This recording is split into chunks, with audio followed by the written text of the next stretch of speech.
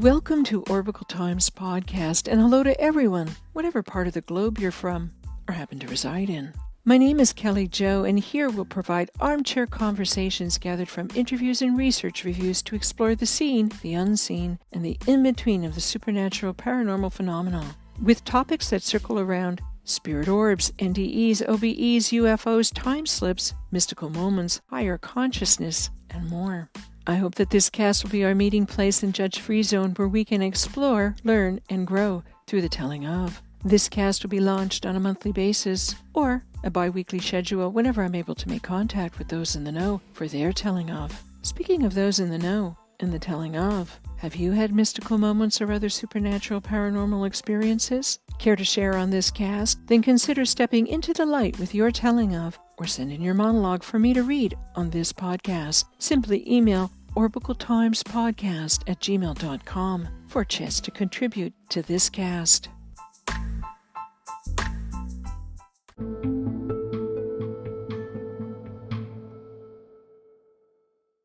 No, all the other stuff. And I was like, what are you talking about? And as that's happening, my daughter comes down the stairs to my left and she's saying, Dad, I had a horrible night in that room. And she started to say that she had a presence in the room as well. And we just all looked at each other like, oh my God. As time goes on, emotional encounters may become less so if we're able to process such encounters. One way to process is to gain insight. One way to gain insight is through the telling of. This episode of Orbicle Times will circle around part one of my interview with Mr. Max McCabe. I invite you to listen to his telling of paranormal and poltergeist activities, apparitions and levitations, and more. So without further ado, here is that interview. And by the way, in case you didn't know, today is the first day of summer. So happy summer to you. Thank you very much. You're a busy individual, and I really do, Max, appreciate you taking your time to join me on this cast. And something else, too, it's really nice to finally speak with you because it's been about a year or so, off and on, light correspondence, which I initially reached out, I think, to you about a year and a half ago. And I think at that time, my initial query to you after seeing you on your YouTube channel was, did you think that there was a connection between the orbs that I was seeing in my home and a UFO sighting or sightings that I've had? You don't have to answer that now, but at the time, understandably, you just weren't sure. And neither was I at the time. I guess for both of us, it's been a sort of a learning curve. If you'd like to begin your tale and the telling of, please go ahead. Excellent. Thank you. Well, I guess, recently I've realized that there could be a connection. We could be looking at all of this being the same thing presented in different ways and possibly just interpreted in different ways is highly likely. I don't have the answers. And so anything extremely strange happened for me personally. Was back in beautiful Alps of France for a couple of years. I lived in Switzerland, Geneva, just 30 minutes from a little town called La Roche-sur-Foron. I'm probably not pronouncing that right, but you probably are. I loved it, and I was very much in love. Living there with my fiance at the time, really adopted the lifestyle, the beautiful place in the mountains, waterfalls, and I was absolutely in love with the place as well. I came back to Peterborough in England, which is in East Anglia. It's about 70, 80 miles north of London, which is where I grew up. I grew up in London, but came back here to try and get my children back in my life after a couple of years away. And so when I came back in 2010 to England, came back to try and fix things and get access to my kids. And so it was quite an emotional time for me to not only have to go through all of that, and it was very stressful, not a nice scenario, but also to come back here into a place I don't like. Peterborough has never been a place I like to be, but that's where they were. And also losing the place I had fallen in love with and being apart from my fiance as well. So things were really difficult at that time. And I ended up moving into an empty house, renting a room on the third story, the third floor up, a bedroom in this empty house. And when I moved in, I immediately felt that there was not a nice feeling, specifically on the middle floor of the house. It always felt like I was always open-minded, but I didn't necessarily believe these things were real or existed because I'd never experienced anything myself. And so whenever I went up the staircase and I got to the middle floor where there was a bedroom door and which was always locked, and another door to the living room, the lounge. Whenever I got to that floor, it felt such a heightened, unnerving presence. And as soon as you turned your back so that the living room door was behind you to go up the next flight of stairs to my room at the top, there was a extremely, such a strange, bizarre feeling of somebody being right behind you. It just wasn't nice. And it was very strange because I'd never felt that before. But I ignored it to the best of my ability. And I just thought it was me. Something's weird, but I ignored it as best I could. Until one day, I'm sitting under the shower, and I've been sitting there for a while, maybe a quarter of an hour, 10, 15 minutes. And I was just contemplating, everything, deep in thought. And then all of a sudden, I hear a tapping sound to my left.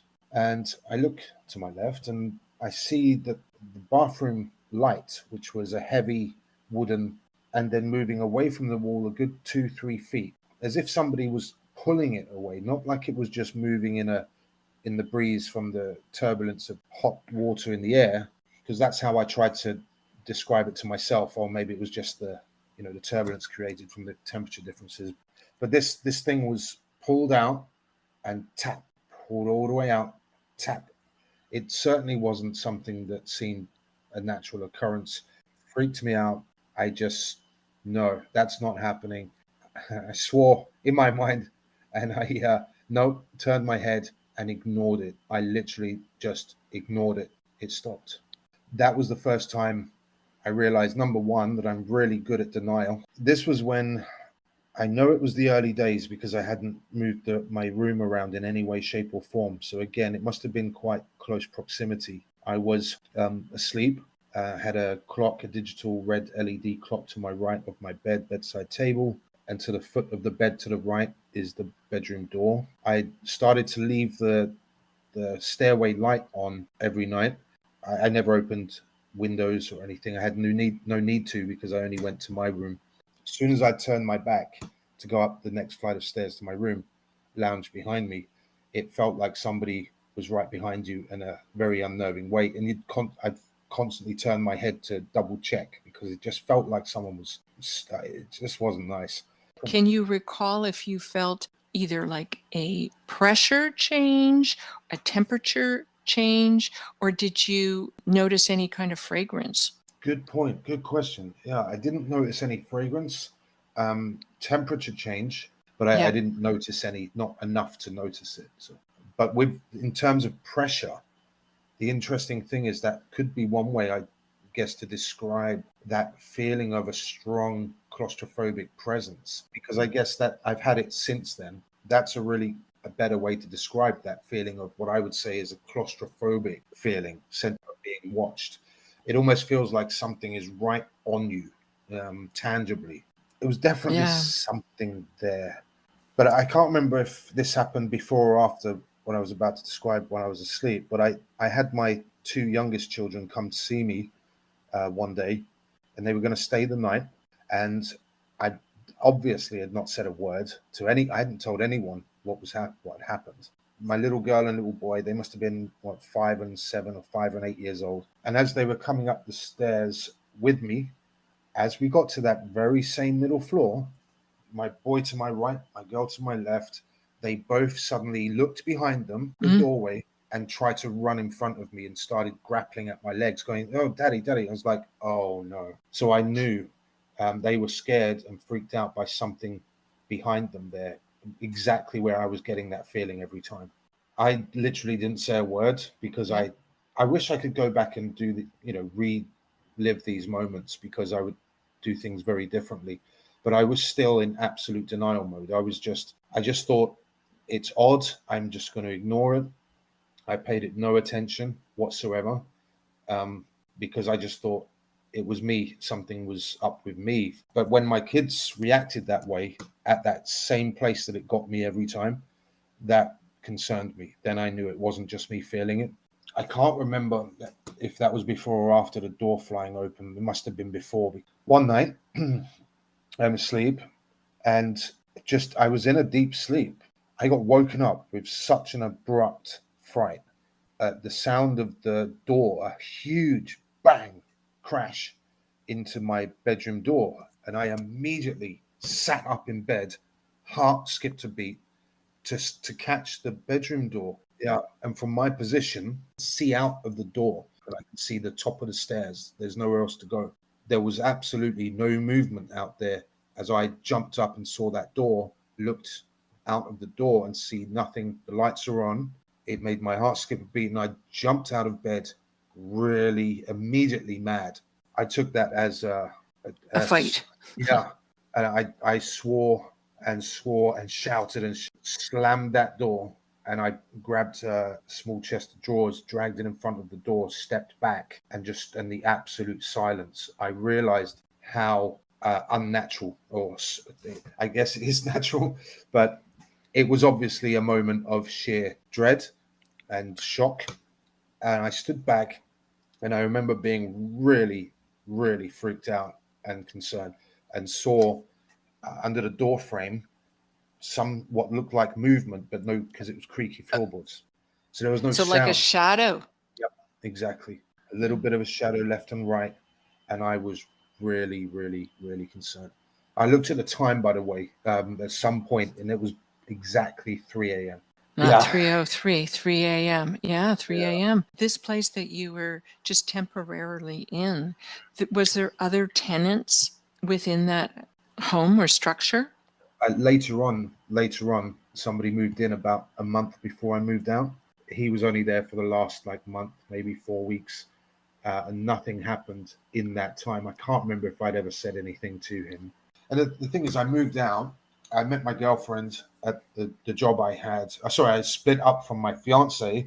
So that during this whole time frame, by the way, as well. So I really went through a really emotional time. And to be 100% honest with you, because that's all I want to do, but this may seem a little deep to go into. I had the court case happening, trying to get access to my kids.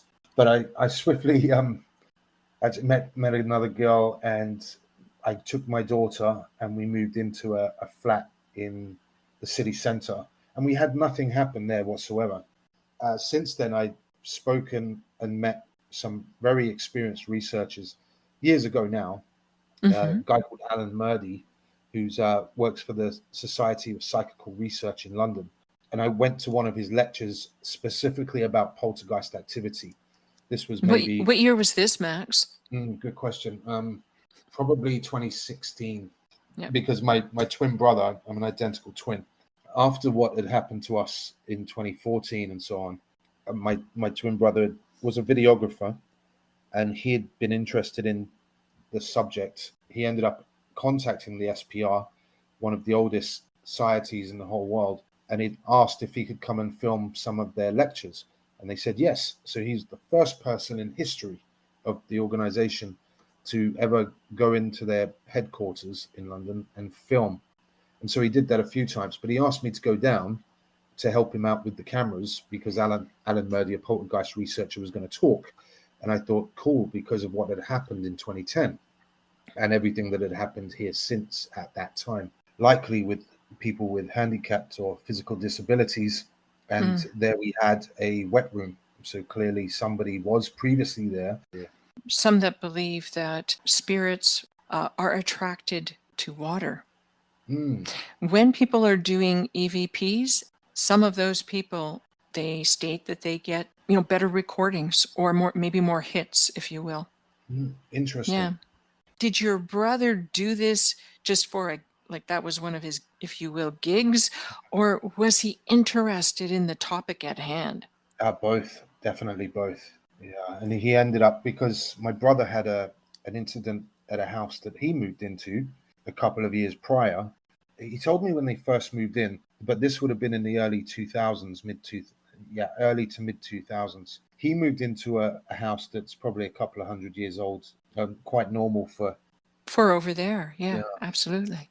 But he moved in when his daughter Alicia, she was a baby, and they put her in the crib upstairs. They had a baby monitor, and he told me about this at the time that it happened. But I just thought, oh, weird, something technical glitch with the baby monitor. They would hear whispering and talking, but couldn't make out the words coming through the baby Oh, monitor. Even he just assumed that it must have been interference from the neighbors or some CB radio or something. Again, and as the years go by and you hear more and more cases and you look into it because it's happened to yourself, you suddenly realize, hold on a minute, that's what happened to us, and so many similarities that you realize this isn't just normal.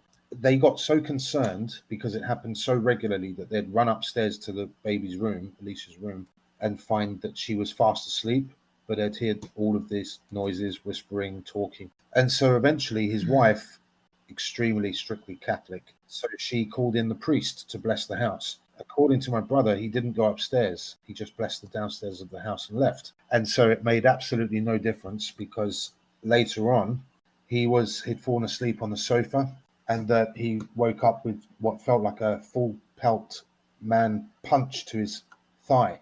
Woke him up abruptly while he's rubbing his leg, jumped up thinking somebody was pranking him. There's no one there. He said that then he woke up in his bed with a voice in his ear, an old lady's voice that just said, "Hello, young man," but in a very elderly female voice. And it felt like, wow. yeah, and he said it was right inside his ear roll, which, interestingly enough, the right inside his ear roll, I've heard other people say, and it's what Alan Murdy at the SPR brought up on a screen. And he showed that poltergeist researchers around the world have collected data on poltergeist events where there is knocking, tapping, and noises coming from walls and so on. Apparently, the sound waves are emanating from within the wood, not from an external source, which would explain how when people hear voices, they tend to sound as if they're right in your ear roll, because the sound is emanating from within the ear, just as in within the wood. There was a recent case, Joe. My brother again. Mm-hmm. When was this? Last year, sometime. Definitely last year. Ooh, current. Okay. Yeah. He's been talking about wanting to put everything on camera, talking to me about what happened. We were having a conversation one day while he was driving home from work. He called me back up saying that he'd just been into a hardware store, a small hardware store, I think it's called Screwfix. And as he was in there, this is broad daylight in the afternoon. Yeah, he said he was in front of the box, the counter behind him, and no one else was in there but the woman behind the counter. And he said the box was full up with all of these tubes of discount kind of, what do you call it, grout and things. Um, and he said that as he was stood there, he was on his phone, so he wasn't paying enough attention to the box full of stuff. He just happened to notice movement enough to make him look up. And he watched in front of his eyes these tubes move from one side of the box all the way to the other. And he's in absolute shock. He said, I was speechless, gobsmacked. I'm stood there like, because the lady came over and said, "Are you okay, sir?" And he said, "You're going to think this is crazy," but he said, "I've just watched these things just travel from that side of the box to here." And she said to him, "Oh, yes, that happens quite often. We're having trouble with things flying across the entire store from that shelf all the way across the other side of the room." This is recent, so not far from here. It opens up a whole bunch of questions, doesn't it? If it is disembodied spirits, as they say, then they obviously don't have to pass away in the location. Maybe they could move around, because unless they've built this thing on top of an old grave unknowingly. If you did go on Google, you can look at Screwfix, one word, rugby in the UK, and that's where it's happening. I'm assuming it's still going on. So Screwfix is a hardware store, correct? Yep.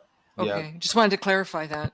Yeah. It's only a small one as well. It's literally you go in there to pick stuff up that you order online. So it's only a small kind of size room. It's not like a big store where you walk around. So that's So interesting to find that out about your brother, that he sort of had you assist him into an event that he was sort of interested in the topic of the day, if you will, or the topic of that event. Do you recall ever having an experience with your brother, like when you were younger? we had a strange night in his house.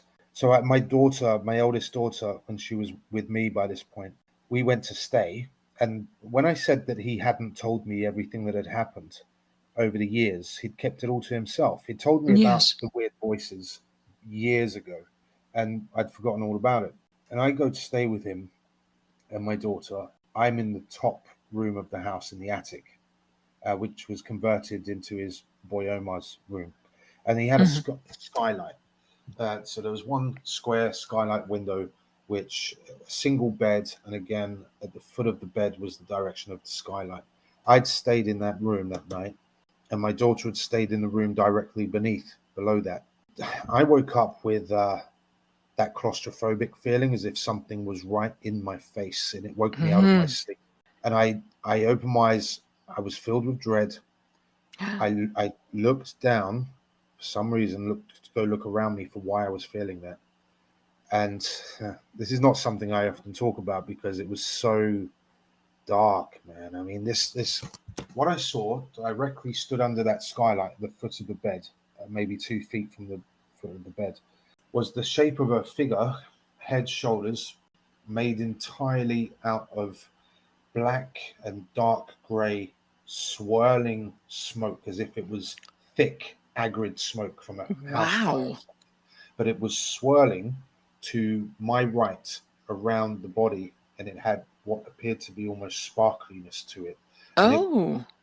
I noticed that. You see, you know what's weird, Kelly Joe, is that even after everything that's happened, there are still elements of it that even to me are so off the wall that I haven't even associated these things for years. And when I've spoken in interviews over the past year or so, because they're always focused on what happened since 2014, I kind of put all of this stuff to the back of my mind.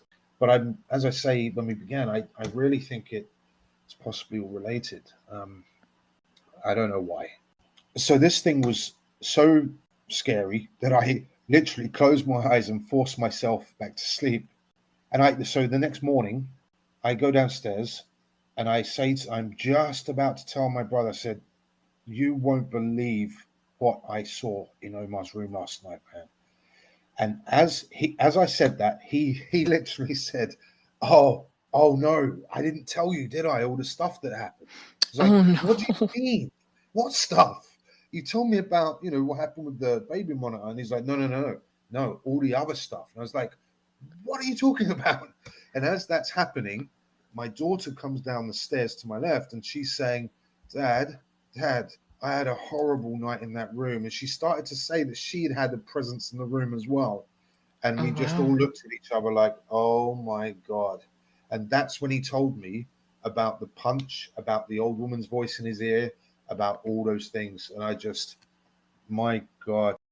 Where we left off was your brother's home. I'm going to sort of move forward, but by moving backwards Yeah. for you in time, in regards to if you've had, with whether it's your paternal or maternal grandparents or your parent, have they ever had any strange encounters or supernatural event? An all-girls school called Plumstead Manor. The only thing she's ever said happened that's of any kind that's been strange, she said that she was in class, and one of the classes, the girls were doing a Ouija board and levitation, and she swears blind that she saw one of the girls actually levitate, and it scared her so much that her mother, my grandma, wrote a complaint to the school. But that's the only thing she's ever mentioned, ever, that's been freaky, spooky, or anything like that for her. My dad is a completely, utterly pragmatic, closed-minded kind of guy. Ex-military, son of a military army man, dad's dad. In fact, all of my grandparents, all my uncles on both sides of the family are all Royal Air Force, Merchant Navy, Army. But it definitely seems, from what I know of things from my past and childhood, it tends to be more on my mother's side. Skipped a generation, so to speak. So my grandma witnessed a Victorian petticoated young girl step over her vacuum cleaner while vacuuming the hallway one day in broad daylight. And she said, she's told us this, that she looked up and just thought, oh, it's Marge, as in Margaret, my mum. Okay. And then suddenly thought, oh, she's at school, because the girl was slightly younger but wearing a white petticoat, and just stepped over the Hoover into one of the rooms. And she said it was as clear as day, just as clear as day, like a real person, a real cute little girl. I think she said she had pigtails or something. What she said later, my grandfather passed away, had a massive heart attack. They just moved to a new house in Herne Bay. Within a couple of months of moving in, unfortunately, they'd gone out for dinner. He'd called out her name while in the bathroom getting ready for bed, and she ran in. She knew something was deadly wrong, had a massive heart attack, hit the temple of his head on the way down. Obviously, we went to go and see her. I was a teenager, 17, I believe at the time, 18. And I went down to see her, the family, for the funeral, and I went to see him in the Chapel of Rest. And I'd never done that before, and I've never done it since. But it's interesting, because it's only now that I'm remembering these things and talking about it, because the question you've asked, it actually makes me realize that I have in fact felt that feeling, a presence. But while I was in that space with him, because there were thick velvet, dark, deep red curtains all around him, and it was quite a small space to be in, I felt a little bit freaked out. Maybe it's not because of him, because he meant the world to me. I felt almost a presence in the room that's actually the first time I ever felt that. And so, did the presence make you feel, did you feel frightened, or did you feel at ease, or did you feel love, or I felt confused? I actually felt uncomfortable, to the point where a little bit unnerved, and so I left. And I'm glad I saw him, just because I was able to, whether he was present or not, I just felt good to be able to thank him, to say thank you to him. And the thing is, my grandma said when we went into the house, I never forget to see her crying, sobbing so much. I just wanted to comfort her. She was in a shocked way recounting what had happened in the garden. I don't remember how many days after he had died. And she said she was telling my mum, and she was really upset when she was saying it. She couldn't believe it herself by the way she told it. As she was sat under a pear tree in the garden, she used to love gardening and growing her own vegetables. I can't remember if she said she heard him call her name, or whether she just looked up. But either way, she had the same thing happen with the little girl. She said that as she looked up, he was there. I remember her saying very clearly, he was as clear as if he were alive, stood there smiling at her, and she couldn't believe her eyes, and then he just vanished. Wow. But she said it was real. Yeah. I didn't imagine it. She said it was real. So I know my grandma had, but interestingly, my grandma was, she called herself humanist. My younger sister told me that she would spend a lot of time with my grandma's mum, my gran, who was, again, an amazing person. She was 84 years old when she passed. My sister would spend a lot of time up in her little bedroom area upstairs in the house, because she lived with, so my grandma and granddad, my mum's mum and dad, had my grandma's mum, my gran, living with them. They got along just great. My sister told me that there was a time up when she was in her room. My gran was extremely Christian, very Christian. She would go to church every Sunday and read the Bible, had the Bible everywhere with her. My sister said that the wardrobe was, whether it was the door handle or the wardrobe itself, she told this story that the thing was shaking violently, and that my gran had just said to her, "It's okay, dear, it happens all the time. Don't worry, it's nothing to worry about." Oh, the old handle shaking on the door. Don't like that. Yeah. I'd never heard of that. It came from my sister once. Again, just a random, can't remember how the conversation got into that. So I know that my granddad, according to my sister, was quite comfortable with that stuff happening. And then my grandma had seen the little girl and my granddad after he passed. And this is where it gets, for me, this experience for me taught me something, I think, about my reaction or human instinct that can be misinterpreted. And you can have a physical reaction that isn't isn't warranted, or at least that we react in a certain way that isn't called for. It's just instinct. So when my grandma passed, she really meant the world to me. And so immediately my mother wanted everything in the house of her home. She didn't want to have to deal with it. And so she said to me and my brother that we should, if we want the stuff, maybe we could hire a van and go down to Dartford in London and go and get all the stuff out and whatever. So we did, because we certainly didn't want it just being given to a second-hand place or given away.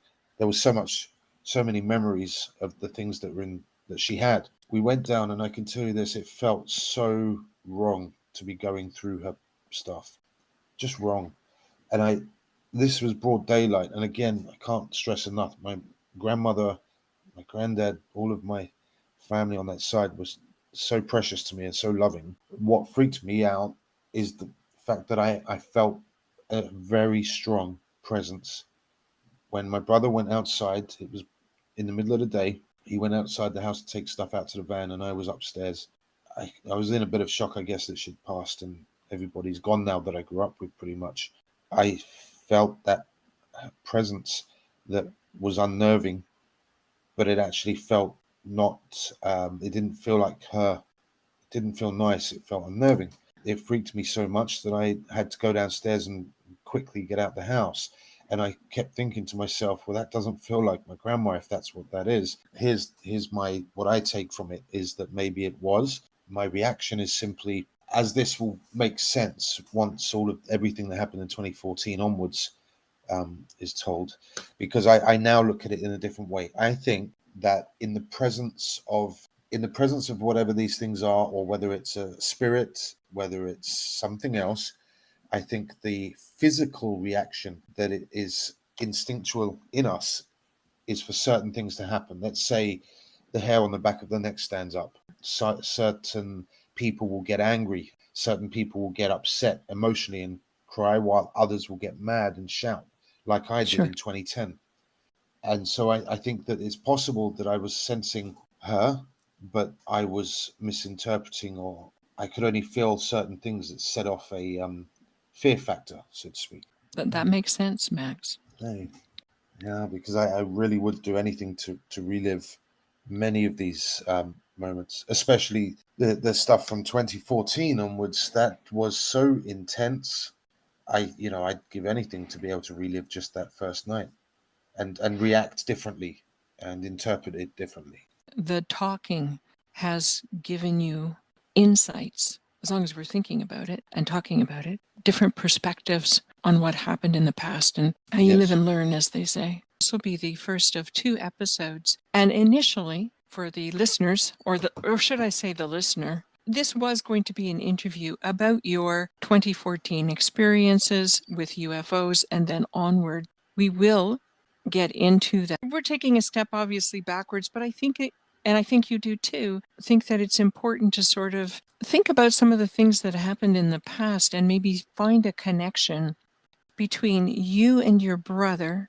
Would you say that between the two of you, was one of you more involved with or found the paranormal of interest more than the other? Yeah, absolutely. I don't know why, I think with my twin brother, experiences that he had in the house, woman that he got with, his girlfriend, the next girlfriend, she was heavily interested in paranormal stuff. And so that influenced him. And he was also heading into videography. He actually went and found some supposed haunted pubs and houses and started making short documentaries at that time, and then got in touch with the SPR. But I think worth noting, me and my twin brother, when we were born in 78, we were born 2 months premature. Apparently, they didn't expect me to survive. I was so barely made 2 pounds in weight, and they actually told them not to expect me to pull through. What I find strange is I know some people do and some people don't, it seems. Certainly for myself, very, very vivid, clear memories from ages shouldn't be possible. Even my grandma would say once, I was telling her grandma about the memories of trips to Greece when we were literally babies. And she said, "Oh, no, dear, you couldn't remember that. You were far too young." And so as me and my brother were still in nappies, even boring things actually, we had our own language, and we had to go to speech therapy classes for quite a while as we grew up. I vividly remember being in nappies, crawling up the stairs to go and see what my brother was up to in our bedroom. I knew he was upstairs and he was up to something. Crawled up the stairs.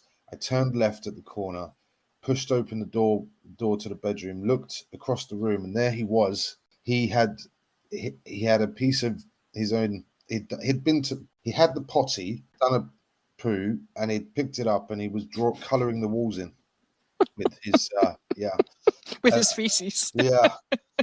But he was loving so I remember making sounds at him. I knew what I was saying and he knew what I was saying, and I kind of said, "You're going to get in so much trouble. You're not supposed to do that." And he said, "No, it's good. You should come and do it too. This is fun." And I was like, "No, thanks. No." One of my favorite videos, all right, you must have seen this, of these two twins, and they're carrying on this conversation, what I think is a conversation. Fast forwarding, that's one of the most astonishing things about everything that happened, that telepathy. Have you ever experienced that in your adulthood in regards to your brother? Well, I get telephone telepathy, I call it, after Rupert Sheldrake at Cambridge University kind of coined the phrase with his morphic resonance theories. Telephone telepathy, this is the last time it happened, about maybe 4 weeks ago. And I'm just deep in thought, concentration. And then all of a sudden, I think of a strong thought of my brother. 1 second later, my phone's ringing and it's my brother. The thing that gets me is, I think because we know exactly how we both think, it actually has a negative consequence. It can be quite difficult to talk to each other because I already know what he's going to say. I don't need him to keep talking because I get it already. It's normally that he looks frustrated because it's a weird thing. It's grown into something that's not pleasant, actually. There's nothing I can say that he doesn't know what I'm talking about before I finish saying it, and vice versa, if you know what I mean. Well, did he anticipate your conversation with him about your UFO sightings? We actually hadn't spoken for 6 months for the first time in our lives when that happened. He was partly, and this is partly, Kelly Jo, why it could be quite easy to assume that emotional trauma, stress, a time of testing time that somebody might be going through could cause or correlate to certain things occurring, because very horrible experience. There's so much to say on this.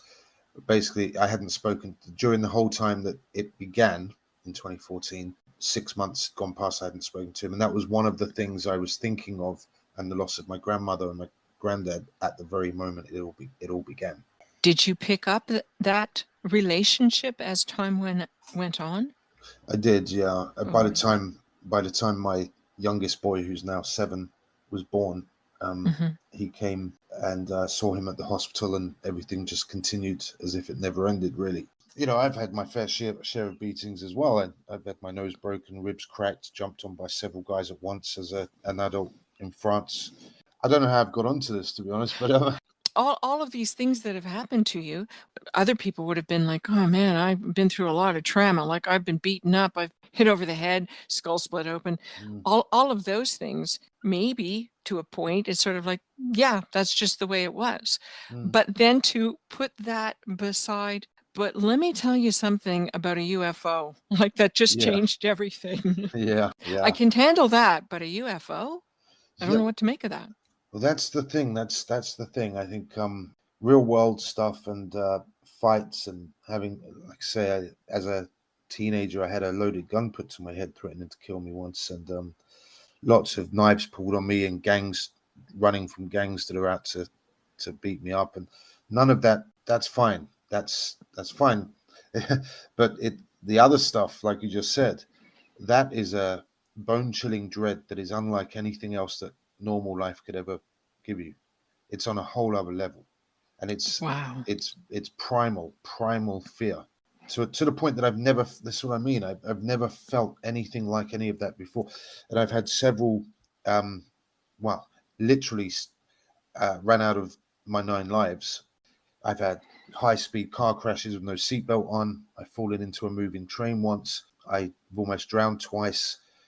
List is endless, and yet I've never, ever, ever felt the way that I did in these encounters that happened. That's something else. It's completely different. And that right there, Max, is probably will end this portion of the interview with those words.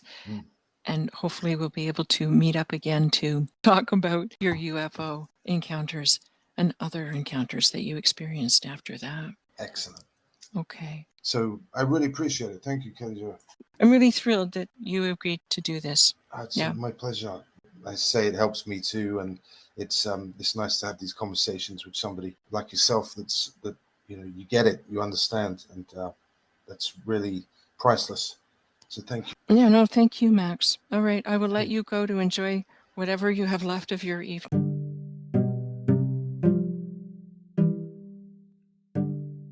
I would like to keep this cast a commercial-free zone. In light of that, please consider subscribing to my YouTube channels. All my orb videos are available by using the handle @SpiritOrbSightings, or visit my new channel with the handle @Orbicle Times Podcast. If you've already subscribed, many thanks. For blogs, episodes, show notes, bios, images, and video, please visit www.orbicletimes.com. If you enjoyed an episode, then please give a like or a share on Anchor, Spotify, Apple, or whatever podcatcher you happen to use. If you've already done so, much appreciated. Thank you for taking your time to visit these Orbicle Times.